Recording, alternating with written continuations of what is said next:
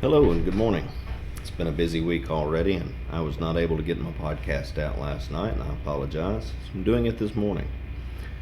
Uh, Getting away from the COVID update, because if you don't know by now that it's not anywhere near as bad as they made it out to be, then there's nothing I can do to convince you otherwise. Um, what I do want to talk about today is this idea that there is essential business and non essential business. That's a very disgusting way of putting things. It's a very socialist way of putting things. If you look at socialism throughout history and socialism currently in the world, and you see the lack of resources, people starving to death, people doing without, it's because there is no one entity or one person or one government or one official that can dictate what is essential and what's not. It's too big. It requires too big of a chain. The market is the only thing that can dictate what is essential and what isn't, because the market represents what the populace wants. I believe we've gotten very disconnected from that. We take the things that we have and our comforts in life and our needs and wants in life for granted, and we have no idea where they come from. I want to show a picture and see if I can get a little more in depth into this. This is a concrete pour from this morning that I was on. In the photo, you'll see 12 to 15 guys making a concrete pour, right?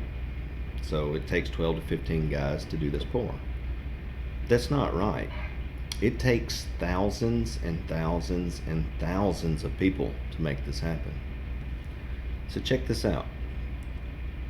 Wood forms. Somebody had to plant these trees. Someone had to harvest these trees. A sawyer had to cut them into lumber.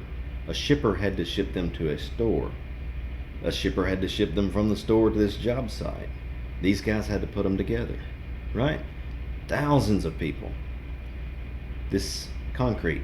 So concrete isn't just a thing that is out there. It has to be made. It has to be made from baked lime deposits and aggregate, stone, fly ash. This is fiber reinforced concrete. Somebody had to make that fiberglass.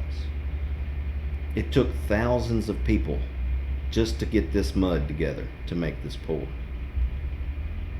Look at all the steel you see out there. Rebar. Steel in this pump truck, in that concrete truck, in this dumpster. Steel in the tools, the aluminum that these guys' rods are made out of. Someone had to mine that ore. A foundry had to shape it. Someone had to put it together. Thousands and thousands of people. Even the clothes the guys are wearing. Someone had to weave the fabric. Someone had to sew the garments. The boots. Someone had to raise the cow. Someone had to skin the cow. Someone had to tan the hide. Someone had to make the boots. Everything we do is so easy to get disconnected from that we think, oh, well, Samsung made this phone. Samsung doesn't make phones. They take a bunch of parts made by a bunch of other people and put them together, and it makes a phone so that we can use it. Somebody had to design the phone. Someone had to come up with the technology for the phone. Someone had to make the LED screen.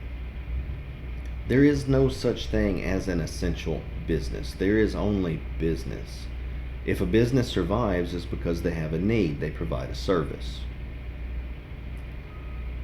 All those businesses put together give us the life that we have and help us to advance society.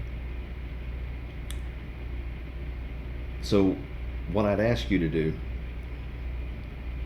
think about something that is essential to you in your life, something that you have to have on a day-to-day basis in order to feel human or in order to go about your day. If you're a healthcare worker, think about your scrubs, your shoes, your mask, your PPE that everyone's talking about. Think about those things, and instead of thinking about them just being there, think about the thousands and thousands of people it takes just to put all the pieces together to make these things happen. If you're working from home, Think about the number of people it takes to construct a computer. And go beyond that. It's not just the computer, it's all of the accessories on the computer, the software the computer uses, the massive infrastructure it takes to provide a high-speed internet connection to allow you to work from home. If you have a printer, that's thousands and thousands of people. If you have paper, that's thousands and thousands of people. The truth is, in our day-to-day action, we play a role in making society. And while each of us's role may be a bit of somebody else's day-to-day, together it makes up the whole. All of us are essential. Every worker is essential. Every person that goes about their day is essential.